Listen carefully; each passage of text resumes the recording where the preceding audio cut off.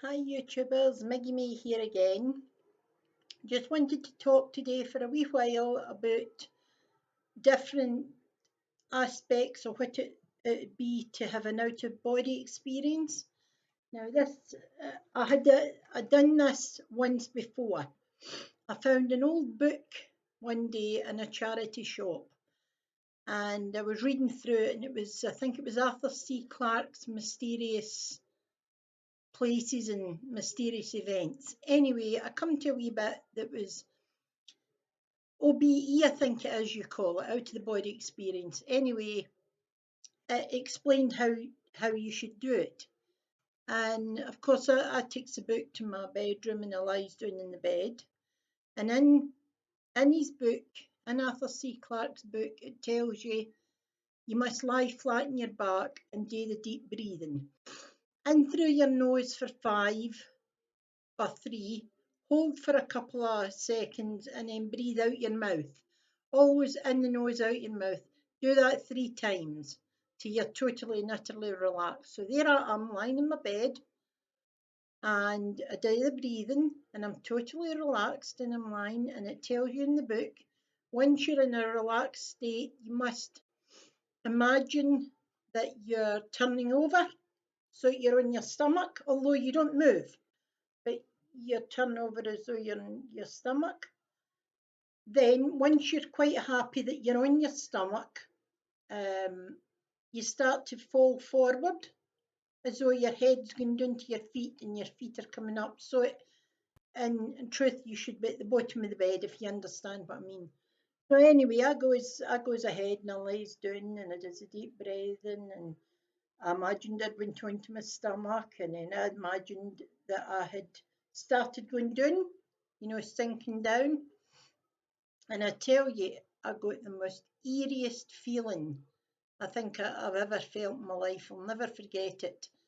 And I had a feeling that I was manoeuvring outside my body.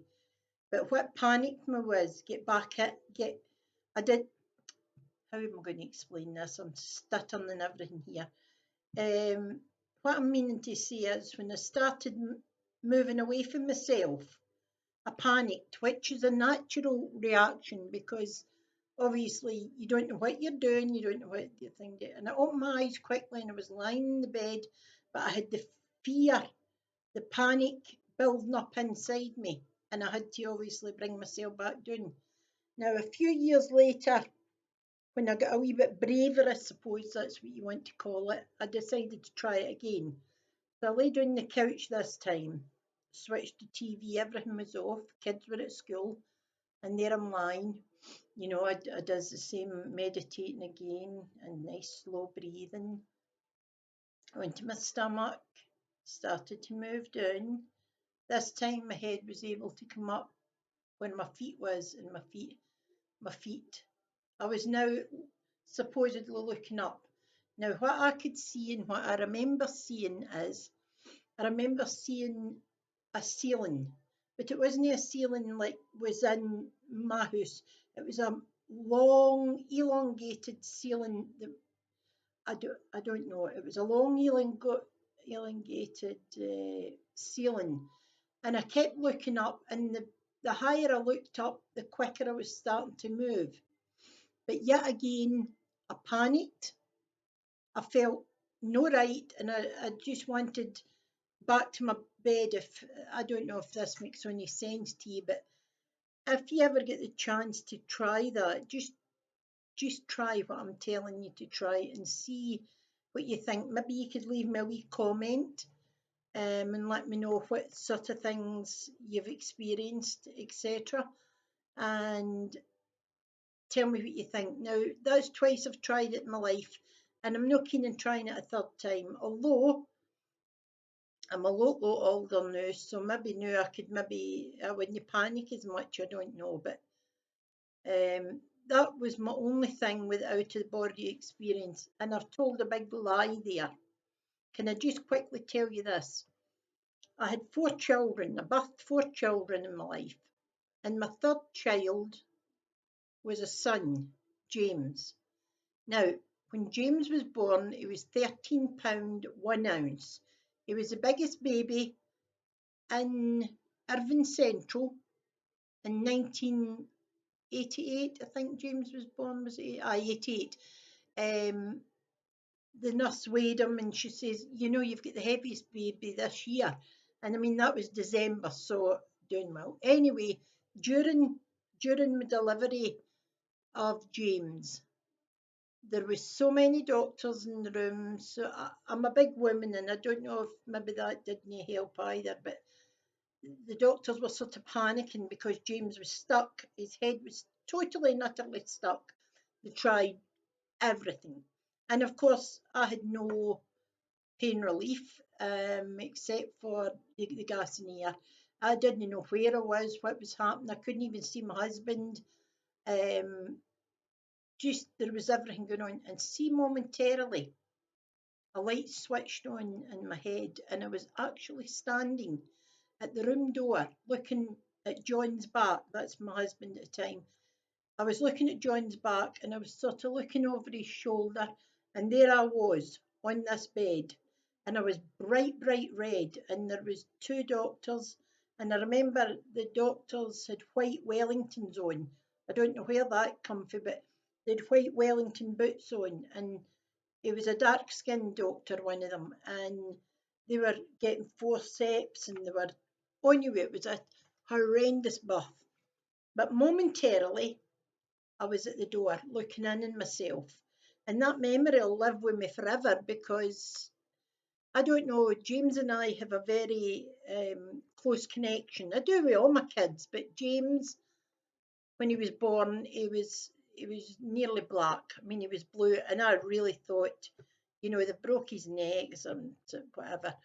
It was a horrific birth. But anyway, it doesn't happen all the time. That was just my next baby. I think was about 7.5, 8 pounds, so it wasn't bad. But anyway, that was my out of the body experience because I remember standing looking at the back of my husband and just looking over his shoulder at this big red lady because my face was boiling, and all these people run about me and that, and I realised it was me, and I enjoyed looking at myself. I thought nobody ever gets to see themselves from this perspective. And then before the next thing happened, click, and I was there, and they managed to get James from me, and they took him and put him on a big table, and his head was hanging off the end of the table. And well, you know what I thought. I'm not going to say it, but you know what I thought. And at the same time, the relief, the immense feeling, then I started to bleed, and it just got a bit too much. But anyway, that was my out of body experience. Um, and as I say, trying to have an out of body experience you can bring on yourself. As I say, I panicked twice, and the only other thing I can enlighten that to you is, as I tell you, I sometimes wake up and I'm no in my bedroom. In another house. I mean, I can see items of furniture and thing in with the room, and the door's not in the right place and things like that. So I don't know if I'm maybe susceptible to um, being able to, I don't know, transverse out my body or whatever the right word is. It's probably not the right word. But what I would like you to do for me, YouTubers, is leave me a wee comment and let me know about your out of body experience, because I will mention it on here if you would like me to do that. If you want me to read it on here, just put at the end of the wee message, just put um, please show Miggy, and you know that then I'll read your story out to all the people that subscribe. But anyway, that's my wee story for today, and I hope you've enjoyed it. I'm going to go now. I have a wee doctor's appointment, so I'll go now and hopefully speak to you soon. Okay, take care. Bye.